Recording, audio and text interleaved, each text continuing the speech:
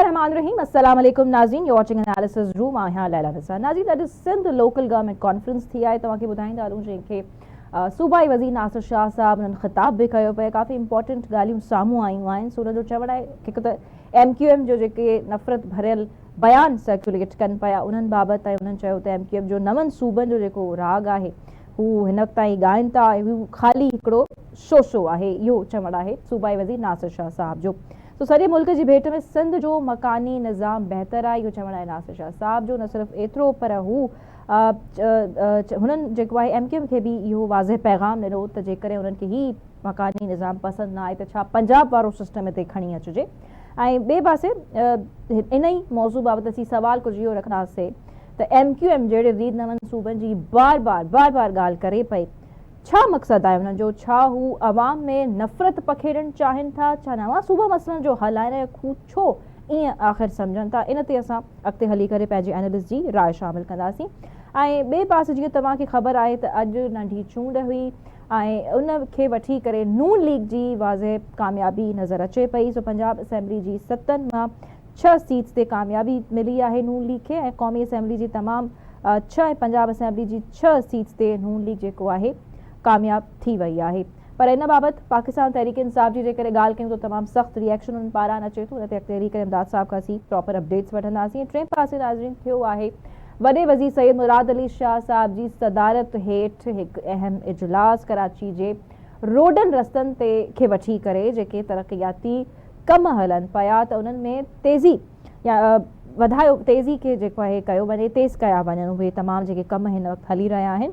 सो वॾे वज़ीर पारां शहरनि जी ॾुखियाईनि में घटिताई लाइ तरक़ियाती कम तेज़ करण जी हिदायत कई वई आहे। सो कराची में 25 अरब रुपए जी लाॻत सां तरक़ियाती कम हलनि पिया।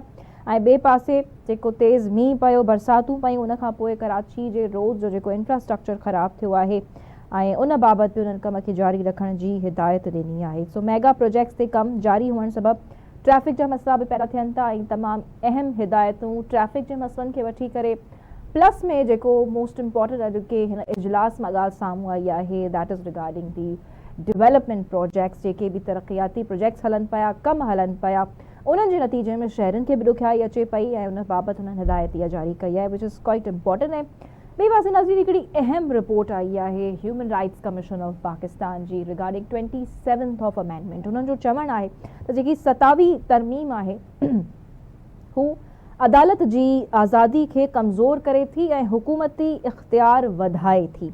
ॿिए पासे अवामी उहिदनि वारनि खे ताहयात छूट ॾियणु बेग़ैर ज़रूरी आहे, इहो चवणु आहे Human rights commission of Pakistan जो। सो मज़बूत ऐं चूंडियल मक़ामी हुकूमत जमहूरियत लाइ ज़रूरी आहे। HRCP जो सभु चवणु आहे त छा human rights commission of Pakistan बि 27वीं तरमीम जी मुखालिफ़त करे थी? इन ते एनालिसिस असीं अॻिते हली करे पंहिंजे एनालिस्ट जो लाज़मी शामिल कंदासीं। But starting with the Sindh local government conference उन तां स्टार्ट करे वठूं था जेके सूबाई वज़ीर नासिर शाह साहब वटि तमामु अहम ॻाल्हियूं कयूं आहिनि। हिकु त MQM जेको बार नए सूबे जी ॻाल्हि करे पई, उन्हनि खे उन हिकिड़ो शो करार ॾिनो आहे त हीअ जस्ट हिकिड़ी ख़ाली बयानु आहे जेको ॾींदा वठनि था। सो हिन मूंखे जॉइन कयो आहे सीनियर तजिया निगार आहिनि सिंध वुमेन लॉयर्स अलायंस जो चेयरपर्सन शाज़िया निज़ामानी साहिबा सां गॾु मौजूदु आहिनि। अस्सलाम वालेकुम Shazia, thank you very much for joining अस। ऐं नाज़रीन थोरी देरि में असांखे इमदाद साहब सीनियर सहाफ़ी तजिया निगार बि जॉइन कंदा। Shazia, Sindh local government conference खां स्टार्ट करे वठूं था। सभ खां पहिरियों त ही MQM जहिड़ी रीति प्रेस कॉन्फ्रेंसिस करे पई, नए सूबे खे तमामु मसइलनि जो हल सम्झे पई, छा चवणु आहे पीपल्स पार्टी जो? त आए ॾींहुं हिकिड़ो सख़्तु जवाबु अचे पियो, हू हिन ॻाल्हि खे का ख़ासि अहमियत बि कोन ॾियनि पिया। पर हीअ अची था वञूं, पहिरीं त हिन ॻाल्हि ते राय ॾिजो ऐं पोइ सिंध लोकल गवर्नमेंट जेकी कॉन्फ्रेंस थी आहे छा चवणु आहे तव्हांजो? ऐं जीअं नासिर शाह साहब चयो त सॼे मुल्क जी भेट में सिंध जो जेको मकानी निज़ाम आहे उहो बहितर आहे, छा वाक़ई में आहे? Thank U Laila. बिल्कुलु जेको पहिरीं पॉइंट अचे थी MQM जी त MQM लैला हर टाइम खां हिकिड़ो त MQM हर गवर्नमेंट में हर पीरियड में उनजो गवर्नमेंट जो पार्ट रही आहे, हिसेदार रही आहे, पंहिंजे फ़ाइदा वठंदी आहे, पंहिंजी मिनिस्ट्रीज़ वठंदी आहे ऐं पोइ विक्टिम बि प्ले कंदी आहे। यानी कि हिन जो हिकिड़ो पैटर्न रहियो आहे। तव्हां ॾिसंदो का बि MQM जी तव्हांजी तारीख़ में का अहिड़ी गवर्नमेंट में न हूंदी जंहिंमें MQM न हुजे। हू गवर्नमेंट जो पार्ट बि हूंदी आहे, वरी विक्टिम प्ले कंदी आहे। वो थोरे टाइम खां पोइ उहो पंहिंजी जेका हिकिड़ी जेका एथनिक हुननि जी जेका पॉलिटिक्स आहे जंहिंमें जेका तमामु हैट्रेड हुननि आणे छॾी आहे, उहा बार हुनखे रिपीट कंदा ॾिसंदा त हाणे असांखे का ब्लैकमेल करणी आहे शइ या पंहिंजो को फ़ाइदो वठिणो आहे त उन खां पोइ वरी या त सूबनि जो नओं इशू खणी ईंदा आहिनि, बार बार उनखे रिपीट कंदा आहिनि त भई हाणे कराची खे अलॻि सूबो ठाहे ॾियो, असांखे हक़ कोन था मिलनि ऐं असांजो जेको आहे सो को इन में हिसेदारी कान्हे। मतिलबु हिन खां केरु इहो पुछे त तव्हां त हर गवर्नमेंट खां वठी केतिरनि ॾहाकनि खां तव्हां हर गवर्नमेंट में शरीक रहिया आहियो, उन खां पोइ तव्हां बलदियाती निज़ाम में तक़रीबन 40 सालनि खां तव्हां बलदियाती निज़ाम कराची जो तव्हांजे हवाले हो। आख़िरी जेको तव्हांजो मेयर हो उहो बि तव्हांजो पंहिंजो रही चुकियो, उन खां पोइ पहिरीं जमात इस्लामी रही चुकिया, जिनखे कराची जो हैदराबाद जो पूरो जेको बलदियाती निज़ाम हो ॿिनि पार्टियुनि जे हथ में रहियो आहे। पाकिस्तान पीपल्स पार्टी खे त हाणे मिलियो आहे, तक़रीबन 2 साल थी विया आहिनि। त इहो जेको इहो तमामु घणी हिननि जी हिकिड़ी हाणे अहिड़ी क़िस्म जी सियासत आहे जंहिंमें जेसिताईं हू नफ़रत खे या इन क़िस्म जी जेका यानी तव्हां सम्झो पिया त MQM डिवाइड जेके करण जी बयान ॾिए पई नवनि सूबनि खे वठी करे, हिन जो मक़सदु ख़ाली आवाम में नफ़रत पखेड़णु आहे या पाकिस्तान पीपल्स पार्टी ख़िलाफ़ त 17 सालनि खां सिर्फ़ु हिकिड़ो कब्ज़ो करे वेठा आहिनि। त छा चवंदा आहिनि ॿिए पासे वरी उन खां अलावा गवर्नर साहब जो रोल बि ॾिसणु वटि आहे। हू चवनि था त हू पहिरियों MQM जा लीडर आहिनि ऐं बाद में गवर्नर आहिनि। हालांकि ॾिसो लाला, जेको गवर्नर जो रोल आहे उहो हिकिड़ो आइनी उहिदो त आहे, उन में जेसिताईं हू गवर्नर आहिनि तेसिताईं हू कंहिं पार्टी जा अॻुवाण या कंहिं रुकन न बल्कि कारकुन नथा थी सघनि, पर हू ॾाढो ओपनली पंहिंजे गवर्नर हाउस में उन बि जेके मुहाजिरनि जे हवाले सां तमामु वॾी बयानबाज़ी पे कई ऐं हाणे तव्हां ॾिसो ॾाढो एक्टिव थी वियो आहे। ऐं ॿियो मतिलबु इहो तव्हां ॾिसो त कराची MQM जी जेका ॾिसो इन सर्वाइवल सिर्फ़ु ऐं सिर्फ़ु नफ़रत वारी सियासत में आहे। जेके हू नफ़रत वारी सियासत छॾे ॾिनी त आवाम त उन्हनि खे रिजेक्ट करे चुको आहे। ऐं हीअ कहिड़े मुंहं सां चवनि था त पाकिस्तान पीपल्स पार्टी कराची ते कब्ज़ो करे वेठी आहे। पाकिस्तान पीपल्स पार्टी त इलेक्शन जे थ्रू आई, हिननि ई पाण जेको आहे लोकल गवर्नमेंट जो बाइकआउट करे छॾियो हो ऐं उन खां पोइ पाण इलेक्शन जो बाइकआउट करे हाणे वेठा रोअण त असांजो को अख़्तियार कोन्हे। जेको हिन पंहिंजो मेयर हो त उहो चवंदो त मूं वटि फंड्स त आहिनि पर मूं वटि अख़्तियार कोन्हे, यानी कि हिन वटि को न को बहानो मौजूदु हूंदो आहे जो हर वक़्तु ही पाकिस्तान पीपल्स पार्टी खे या त प्रेशर में आणणु चाहींदा आहिनि या आम ट्विस्टिंग करणु चाहींदा आहिनि। ख़ाली पंहिंजी सियासत खे ज़िंदा रखण जा टैक्टिक्स आहिनि या का धुर उन्हनि खे उकसाए पई त इहो वरी तव्हां जनरेट कयो ऐं इन सां ई तव्हांखे अटेंशन मिली सघे थी, काई बैक ते का अहिड़ी शइ या ताक़त मौजूदु आहे जेका इहो सभु कुझु करे पई? ॿई शयूं आहिनि। हिकिड़ो त हिननि खे पंहिंजी इन क़िस्म जी पॉलिटिक्स खे रिवाइव करिणो आहे, जो हिन जो जेको वोट बैंक जो हिन वटि आहे कोन, उन्हनि जे लाइ कुझु ॾियणो। त ॾिसो त हक़नि जी ॻाल्हि पिया करियूं। ऐं ॿियो ॾिसो जॾहिं बि तव्हां ॾिठो हूंदो का अहम डेवलपमेंट थियण वारी हूंदी आहे, मिसाल तौर ते हाणे कॉन्स्टिट्यूशन में जेको अमेंडमेंट अचे थी या अहिड़ो को इशू अचे थो त हमेशह का न का अहिड़ी का पुठियां धुर आहे जेका MQM खे वरी मैदान में लाहींदी आहे पाकिस्तान पीपल्स पार्टी जे ख़िलाफ़। तुंहिंजी आम ट्विस्टिंग करियूं, हुनखे प्रेशर में आणियूं। सो हाणे MQM जेका ॿोली ॻाल्हाए पई छा थी सम्झे त इन सां सिंधी माण्हू जीअं उहे उर्दू ॻाल्हाइण वारा जेके प्रोग्रेसिव थिंकिंग वारा आहिनि, छा उहे इन शइ खे एक्सेप्ट कंदा? यानी कि हुननि पंहिंजी सॼी जेका सियासत हुई उहा इन नफ़रत जे बुनियाद ते रखी, पर अञा ताईं उन मां सुधरिया कोन्हनि, सिखिया कोन्हनि त हाणे उनखे इंक्लूसिव पॉलिटिक्स जो कनि। पाण जेको हमेशह पहिरीं त सूबाई हुकूमत में हिसा रहिया आहिनि, उन खां हमेशह सेंट्रल गवर्नमेंट में रहिया आहिनि, बलदियाती निज़ाम उन्हनि जे हथ में रहियो आहे ऐं गवर्नर हमेशह हुननि जो रहियो आहे ऐं प्रेसिडेंट में पहिरीं PMLN ग्रुप में हिन में गवर्नमेंट में हिननि जो रहियो आहे, आर्मी चीफ हिननि जो रहियो आहे। त मतिलबु उन्हनि जी ॿोली ॻाल्हाईंदड़ रहियो त हमेशह विक्टिम प्ले करे ई पंहिंजी सियासत जो जेको आहे सो उनखे रिवाइव करणु चाहींदा आहिनि। सही सही। इमदाद साहब सां गॾु मौजूद आहिनि सीनियर सहाफ़ी तजज़िया निगार इमदाद साहब। Thank you very much for joining us. Imdad साहब, सिंध लोकल गवर्नमेंट कॉन्फ्रेंस थी, मकानी इदारनि वारे सूबाई वज़ीर नासिर शाह साहब ख़िताब कयो पए। मकानी निज़ाम खे वठी करे MQM जा कहिड़ा एतिराज़ आहिनि ऐं जेको नवनि सूबनि वारी ॻाल्हि बार बार उन्हनि पारां कई वञे थी, उनजो बि उन्हनि सख़्तु तौरु जवाबु ॾिनो, पीपल्स पार्टी जो हर अॻुवाणी ॾिए पियो ऐं को बि इन शइ जी हिमायत न करे पियो। छा चवंदा त वाक़ई में सॼे मुल्क जी भेट में सिंध जो मकानी निज़ाम बहितर आहे जीअं नासिर शाह साहब चवनि पिया? इन में को शक कोन्हे, वधीक बहितरी जी गुंजाइश मौजूदु आहे। सिंध में जेको सिस्टम आहे, तव्हां ॾिसो त अव्हांखे लाहौर में ख़ैर, पंजाब में बलदियाती सिस्टम ई कोन्हे, पाण वॾनि शहरनि जी ॻाल्हि कयूं था त मेयर मुर्तज़ा वहाब जेको आहे उनजूं एक्टिविटीज़ नेशनल लेवल ते विगणजनि थियूं, उहो एॾो बाख़्तियार आहे, उहो पंहिंजो कमु करे थो पियो। अच्छा, उन खां सवाइ पाण जेकॾहिं पिशावर ॾिसूं त उते बलदियाती चूंडूं त थियूं, पर उते उन्हनि खे बलदियाती इदारनि खे डिसफंक्शनल कयो वियो। हालांकि इमरान ख़ान साहब जो त जेको इहो वॾो हिकिड़ो नारो हुयो त हेठि ताईं जेके अख़्तियार आहिनि उहे ॾियणा पवंदा। कोई बलूचिस्तान हलूं था, उते त ज़ाहिर बलूचिस्तान जो सिस्टम ई कुझु अहिड़ो आहे, उते पीपल्स पार्टी आहे बेशक, पर उते बि उन लेवल जो को बलदियाती सिस्टम कोन्हे। पाण वटि वॾा जेके शहर आहिनि पाण उहे ॻणायूं, कराची, हैदराबाद, सक्कर, लाड़काणो, नवाब शाह, मीरपुर ख़ासि, त हितां जा मेयर न सिर्फ़ु बाख़्तियार आहिनि पर उते कम बि कनि पिया। हाणे पाण ते इहा तनक़ीद करे सघूं था पिया त हुननि जेके अख़्तियार मिलिया आहिनि उन्हनि अख़्तियारनि जो फ़ाइदो अवाम खे पहुचे थो या नथो पहुचे, सही डिलीवर कनि था या नथा कनि, इहा पाण तनक़ीद करे सघूं था पिया। पर जेकर पाण भेट कयूं ॿियनि सूबनि जी निस्बत, त ॿियनि सूबनि में बलदियाती सिस्टम न हुअण बराबरि आहे। जिथे चूंडूं आहिनि KPK में जीअं मूं ॿुधायो त उते डिसफंक्शनल आहे। पंजाब में बलदियाती इदारा जेके 2016 में 17 में इलेक्शन थी उनमें जेके ठहिया, इमरान ख़ान ईंदे उन्हनि खे ख़तमु करे छॾियो। उहो ॾींहुं अॼोको ॾींहुं पंजाब में बलदियाती चूंडूं थियनि ई कोन पियूं। रही ॻाल्हि MQM जी, त शाज़िया जी ॻाल्हि सां बिल्कुलु मां मुतफ़िक़ आहियां त उहे छाकाणि त इरेलेवेंट थी विया आहिनि। हींअर कराची जा डायनामिक्स चेंज थी विया आहिनि, हैदराबाद जा डायनामिक्स चेंज थी विया आहिनि, सखर जा चेंज थी विया आहिनि, टोडरलिहार जा चेंज थी विया आहिनि। जिथां जिथां वोट खणंदा हुया उते जी जेका डेमोग्राफिक चेंजेस जेके आहिनि उहे नफ़रत ज़रूर पखेड़जे थी। तमाम जीअं काफ़ी स्टूडेंट यूनियंस आहिनि, ख़ैर उहे त हाणे बहाल थी विया आहिनि, इम्प्लीमेंटेशन जो हिकिड़ो आहे। तव्हां सम्झो पिया त इहा शइ थिए पई, फ़र्क़ु पवे पियो सोसाइटी में? न, बिल्कुलु कोन। ही को पहिरीं अटेम्प्ट कोन्हे गुज़िरियल 8 सालनि में जॾहिं खां कराची में मुकमल अमन थियो आहे। अवां ॾिसो त कॾहिं सिंधी पठान जहिड़ो कराइण जी कोशिशि कई वई, कॾहिं सिंधी मुहाजिर जहिड़ो कराइण जी कोशिशि कई वई रिसेंट पास्ट में। हाणे उन में इहो थियो त उतां जा कराची जा माण्हू जेके आहिनि उन्हनि खे सम्झ में अची वई आहे त चाहे उहो कहिड़े बि नाले सां, चाहे उहो सिंधी जे नाले में केरु अची उते पखेड़े, चाहे मुहाजिर जे नाले ते पखेड़े या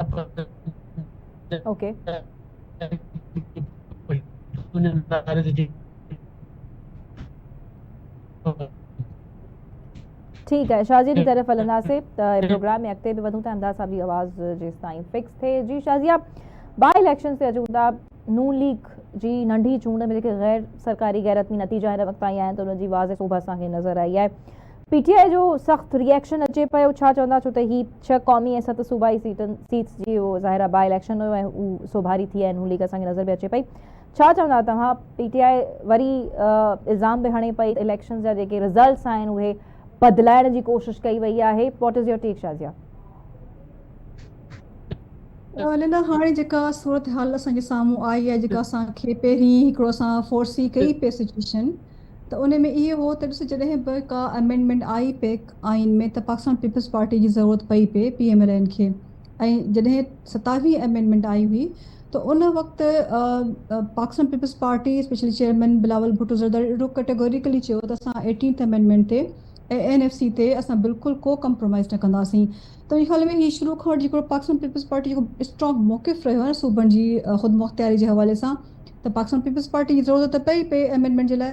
त मूंखे लॻे थो हाणे ख़ासि तौर ते PMLN खे हिकिड़े तरीक़े सां फैसिलिटेट कयो वियो आहे त हिननि खे इहे जेके PTI जूं जेके छॾियल सीटूं हुयूं जिन खे डिस्क्वालीफाई कयो हो उन्हनि खे PML ते आणे करे त उन्हनि खे हिकिड़ी मेजॉरिटी, सिंपल मेजॉरिटी मिली वञे नेशनल असेंबली में, ऐं हू जेका पंहिंजी मर्ज़ी सां जेका बि आइनी तरमीम आहे उन में पाकिस्तान पीपल्स पार्टी जी सपोर्ट जी ज़रूरत न पए, स्पेशली जेको ही रिज़र्व सीट वारे मामले खां पोइ या PTI जे इन इशू खां पोइ। सो हाणे इहो आहे त हाणे इन जी जेका आहे ट्रांसपेरेंसी या जेका उन जी शफ़ाफ़ियत आहे उन ते वरी बि सुवाल खटिजनि पिया, उथनि पिया।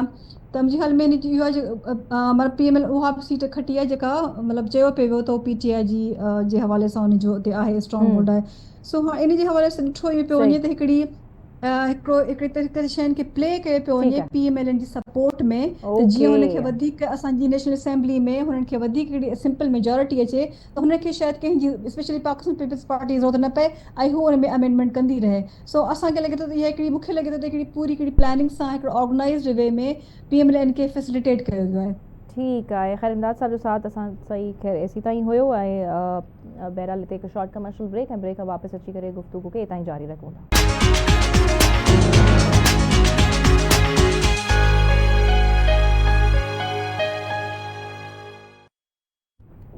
वेलकम बैक नाज़रीन। हिन वक़्तु मूंखे जॉइन कयो आहे सीनियर सहाफ़ी दोदो चांडियो ने।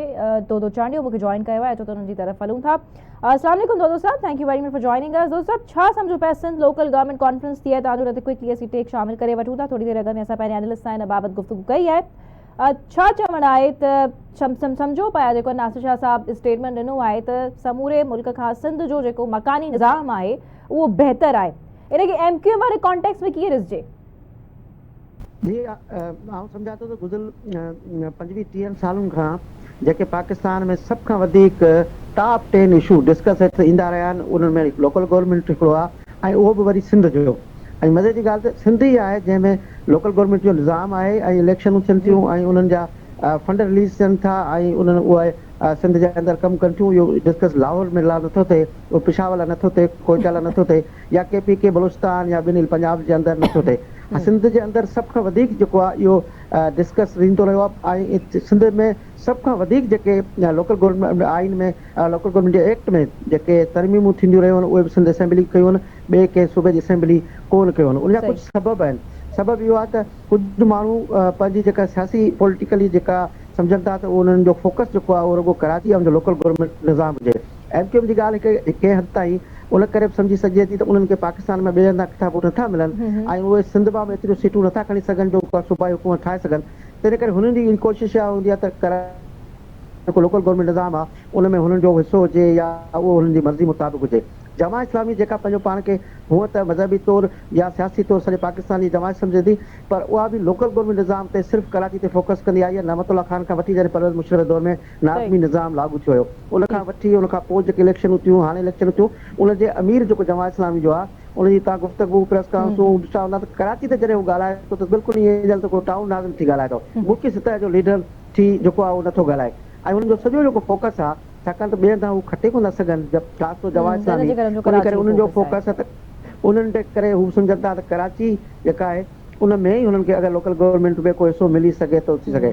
हालांकि कराची में टाउन्स आहिनि, कराची में मेयर बि आहे, कराची उहो वाहिद शहर आहे जंहिंजो वॾो हिसो जेको आहे उहो लोकल ठीकु को निज़ाम आहे, जॾहिं KMC आहे या जेको मेयर थिए थो या नाज़िम थिए थो उनजे कंट्रोल में न हुजे थो ऐं उनजो ठीकु आहे।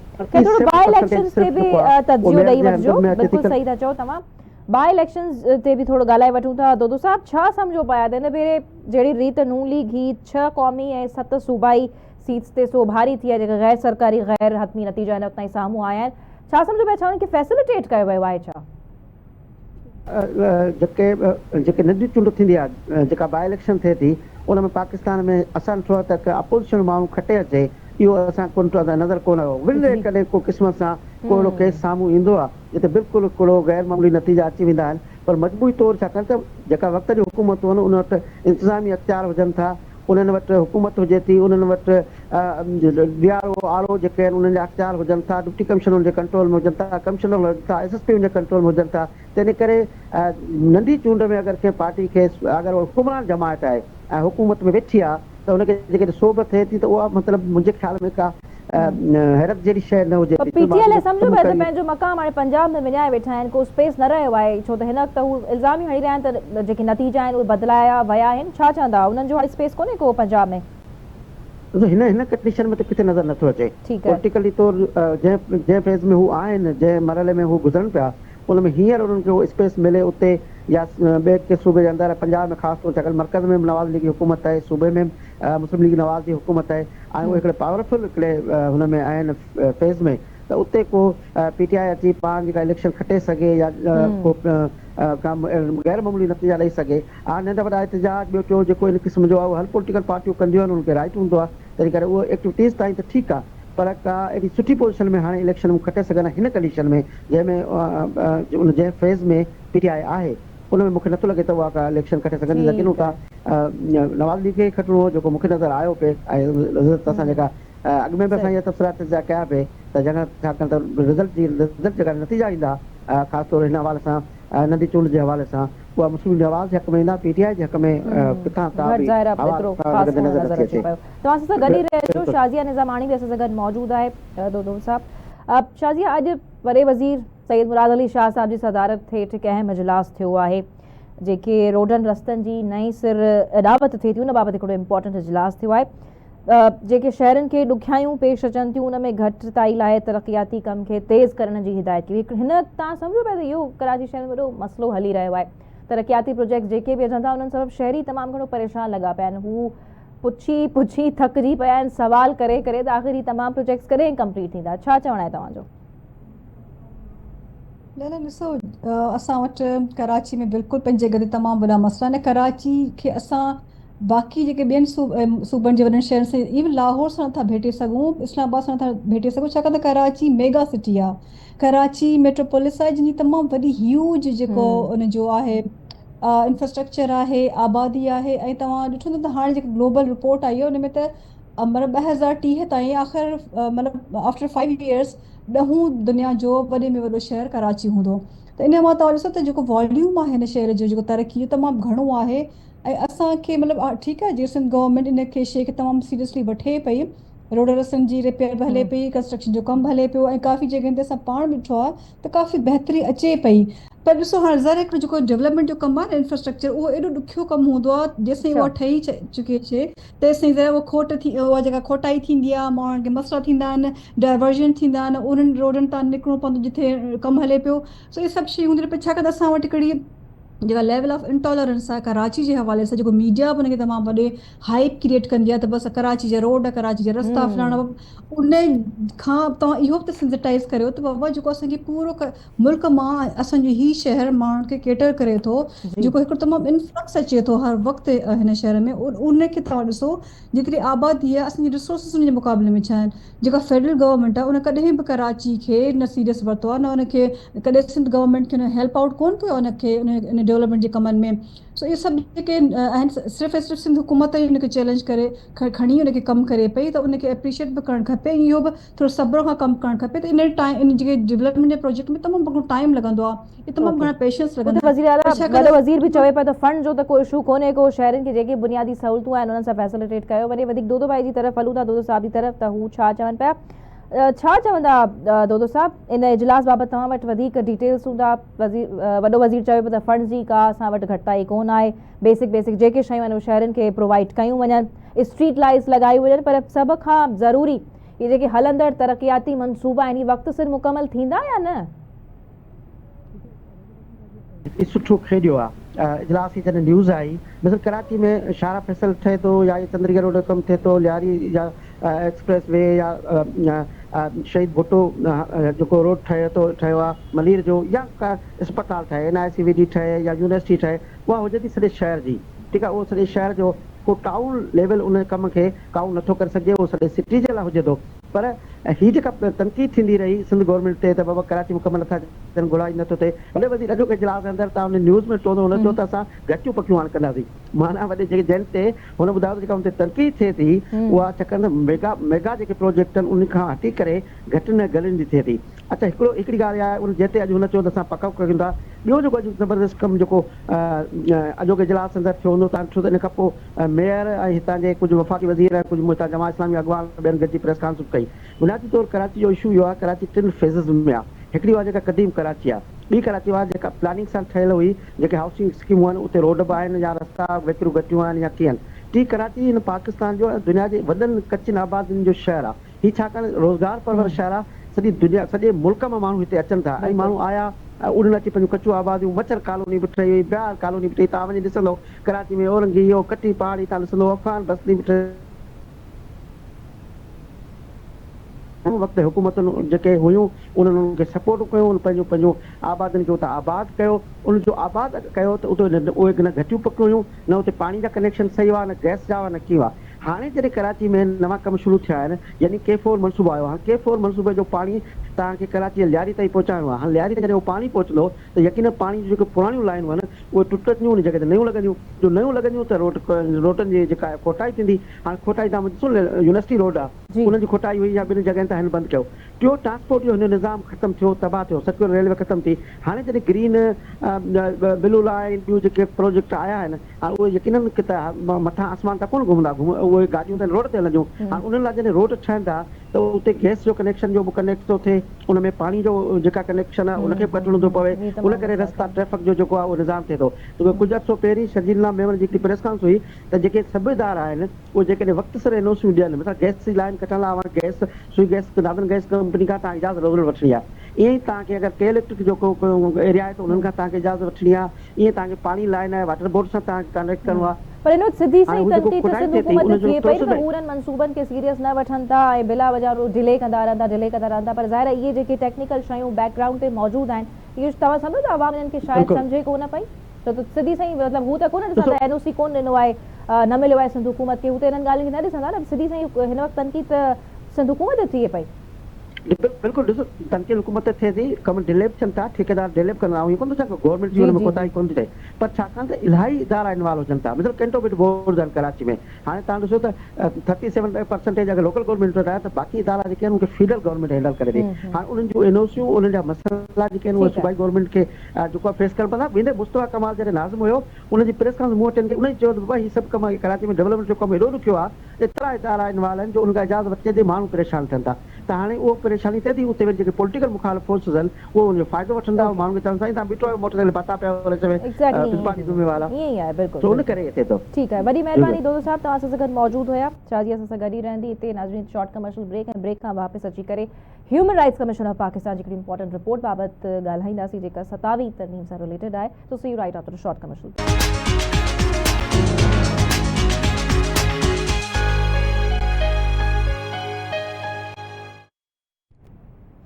वेलकम बैक नाज़रीन हाणे ॻाल्हाईंदासीं human rights commission of Pakistan जी रिपोर्ट ते उन्हनि जो चवणु आहे त 27वीं तरमीम अदालत जी आज़ादीअ खे कमज़ोर करे थी जुडिशल इंडिपेंडेंस खे अंडरमाइन करे थी ऐं हुकूमती इख्तियार वधाए थी न सिर्फ़ु एतिरो पर हू इहो बि चवनि था त अवामी उहिदनि वारनि खे ताहयात छूट ॾियण बि गैर ज़रूरी आहे सो मज़बूत ऐं चूंडियल मक़ामी हुकूमतूं जमहूरियत जे लाइ ज़रूरी आहिनि ऐं वधीक चवंदा त जेके बि मामला आहिनि उहे एग्ज़ेक्यूटिव इंटरफेरेंस खां परते रखिया वञनि शाज़ीअ जी तरफ़ हलूं था हू लॉयर आहिनि ऐं ॾिसूं था त हू छा थो चवनि न expecting an interesting analysis from her जी शाज़िया 27वीं तरमीम खे वठी करे HRCP जी ही रिपोर्ट छा छिरकाईंदड़ आहे तव्हांजे लाइ कीअं ॾिसो पिया रिपोर्ट खे जेका चवे पई त ही जुडिशल इंडिपेंडेंस खे 27वीं तरमीम अंडरमाइन करे पई